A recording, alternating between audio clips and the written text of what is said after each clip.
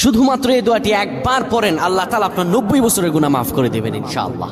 আপনার 90 বছরের গুনাহ মাফ হয়ে যাবে যদি মাত্র এই দোয়াটি যদি একবার পড়তে পারেন। আপনার ভাগ্য খুলে যাবে, রিজিকে বরকত আসবে, মনের ন্যাক আশা পূরণ হবে, আল্লাহ আপনার সব দোয়া কবুল করে দিবেন। সুবহানাল্লাহি ওয়া বিহামদি।